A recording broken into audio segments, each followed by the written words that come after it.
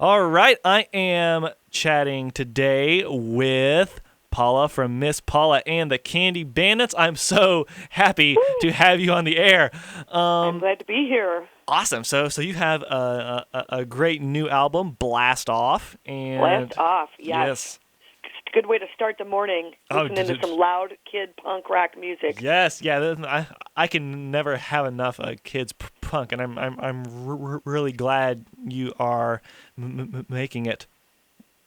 Thank you. I love writing songs for kids because, regular love songs and situation songs get old, and who doesn't like to sing about astronauts getting to the moon by noon and having pancakes and home by dinner time and rock, paper, scissors and important things, more important things. Yeah. And it sounds like you have your priorities in the right place. Yes. Awesome. Well, I perform a lot, and one of my, every other week, I perform for children at a preschool, and they are constantly inspiring me, like, hey, Miss Paula, sing a song about dinosaurs. Mm-hmm. And I thought, I don't have one, so I started making it up on the spot, and then Dinosaur Dance was born. Yes. And they love, astronauts, and I thought, it's kind of relevant to now because we're going to the moon and everything, or not the moon, Mars. Yeah. Somebody's trying to get to Mars. Yeah. And space is back in the news, so I thought, well, let's do a song about an astronaut. Mm-hmm. And awesome. Blast Off was born. Yes. I love it, and I love the way you have a little cameo at the beginning of the song, saying, "Oh, what does they say? Like calling Detroit, we have a problem." Yes, and most people, adults, remember that from Houston. We have a problem. Mm-hmm. So I wanted to throw a little Detroit in, and I actually got a neighbor of mine, Vivian, to record that. She's 10 years old. Mm-hmm. And she was very nervous about going in the studio, and I made her say it like 10 times, and it was really funny because the first time she said it, she's like, Detroit, we have a problem. And I go, you got to act a little more upset. And the more she did it, the more upset she got because she didn't want to do it anymore. So by like the 12th time, I go, that's the one. Yes. And she just seemed like disgusted with, she's like, Detroit, we have a problem. And I love the little huffy breath in there. So I said, that's the one. Yay! Awesome. Yeah. So you've been making kids music for quite a while, right? So yes. What's made you stay in it for so long, and why do you like it? Well, I played rock and roll my whole life since I was, in middle school, played in bands all through high school, in my 20s, and then I got married, and I was still playing rock and roll. And then when we started to start a family, I stopped because I remember playing my last show. It was at a bar, and it was smoky, and my stomach was big, and I was tired, and I thought, I can't continue to do this. I'm going to stop, which was a really big decision. So I had 2 kids, and trying to find music that was fun and cool and funny, really there wasn't a whole lot of it. And I thought, well, I play guitar, and I sing. I have been writing songs for a long time. Mm-hmm. So I started writing silly songs, and the first song I ever wrote for kids was called Ken Lost His Head, because my kids, I have 2 daughters, they played with Barbies all the time, and they were always ripping Ken's head off, and I would find it in the closet. Yeah. So I wrote a song called Ken Lost His Head when I was with the Candy Band. Yes. And the way that band started was I was going to the YWCA in Metro Detroit area, and I met these other moms, and I've been playing guitar a long time. Well, I wanted it to sound punk and raw, so I said, hey, do you guys want to be in a band? And they're like, what? And the aerobics instructor, her husband played drums, and I knew that, and I knew her tempo was good because she was an aerobics instructor.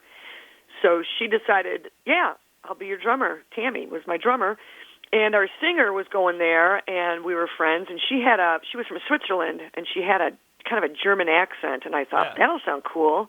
I go, do you want to be a singer in a band? She's like, I never thought of it. Sure. And I knew she loved music. And then the bass player, I don't know, she just was cool. And I knew she had a bass at home. And I said, do you want to learn? And I showed her where A, B, and C was. And so the Candy Band was formed in 2002. And we went on to put out 5 albums. And we played at Lollapalooza. We played it all over from New York City, Chicago, pretty much in a 12-hour radius of our hometown because we were all moms and stuff. Yeah. Well, fast forward to 2000, I'm going to say 15, they were kind of done. They're like, oh, we don't want to do this anymore. Some of them had gone on to get full-time jobs. So I decided I'm going to keep going because I still have a lot to say on the kids' music circuit. I Mm-hmm. just feel like there's a lot of songs that need to be written. Yeah. So I kept going. And with my new Bandits, Yes. I decided to rename it Miss Paula and the Candy Bandits because when I play at this preschool, they call me Miss Paula. So I'm kind of known amongst the preschool circuit as Miss Paula, which is really funny. Yes. And they inspire me all the time. Awesome. Yeah. And do you see yourself stopping doing this at any point, or will you keep going till they pull the guitar out of your cold, dead hands? I will keep going until they pull the guitar out of my cold, dead hands. Awesome. I love it. I hope to hear many more songs from you in the future. Yes, I am constantly writing and getting inspired. Just looking outside. In fact, one of the songs you said you like, Hoot Like an Owl. Yes. I mean, I love looking at the birds, and they're always just having a good time. And I thought, oh, I'm going to write a song about them. Yeah.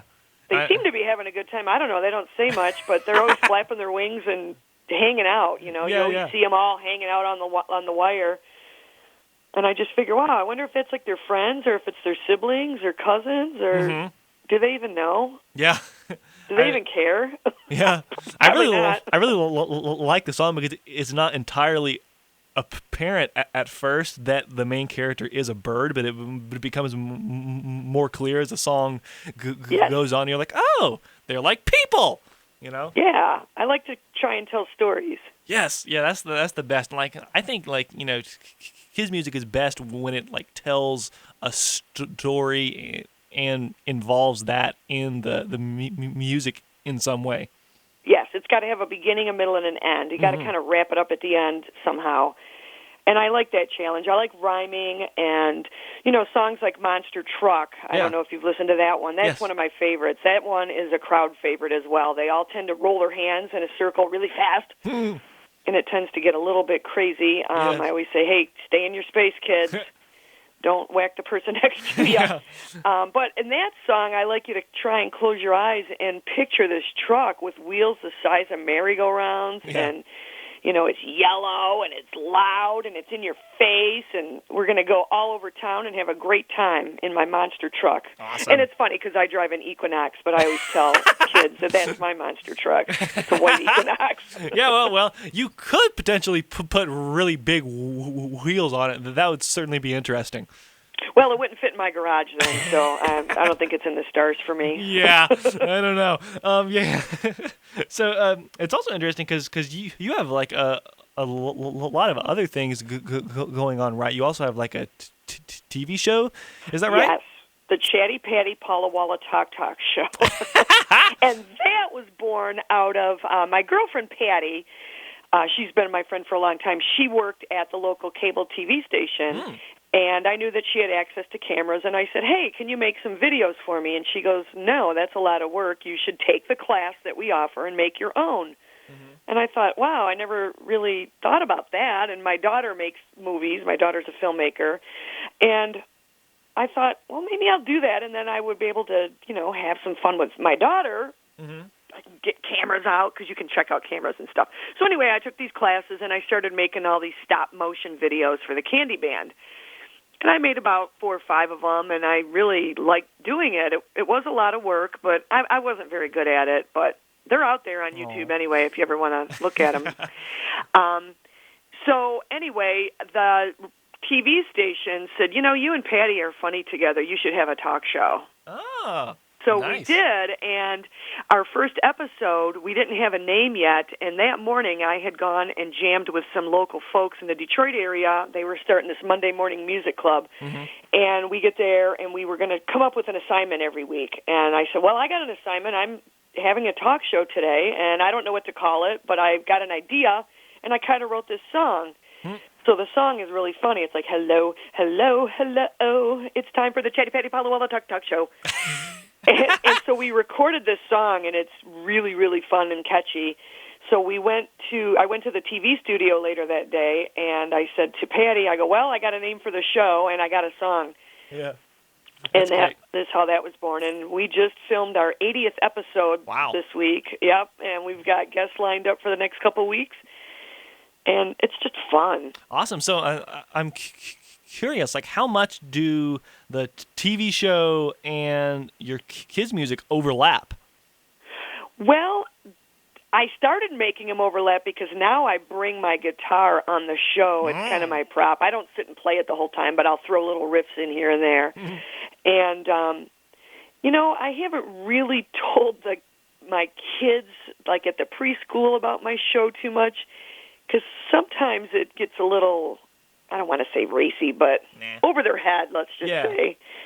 I don't know. Maybe I will test it on some kids and see if they like it. Because we do have interesting guests. We have had guests come on with live animals, and that's always very unpredictable. That's cool. There's a guy named Dan the Creature Man, and he's brought on alligator, snakes, frogs, stuff that jumps on me, and so I think kids would like that show because we ask really silly questions. Awesome. Well, cool. So I look forward to, of course, hearing all your new stuff as it comes out. And where can people buy this album if they want to check it out, which I'm sure they do? Well, they can go on cdbaby.com and buy the album. It's 99 cents a song, or I think you can buy all 11 songs for $10, so that's a better deal, people.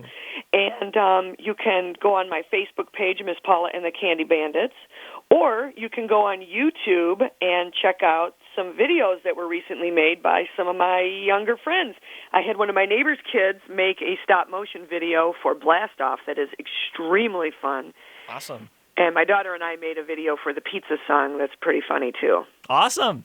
Well, I can't wait to check those out, and I'm sure y'all listening cannot wait either. So I want to thank you so much for calling us up, and I'm very glad we were able to finally chat. Me too.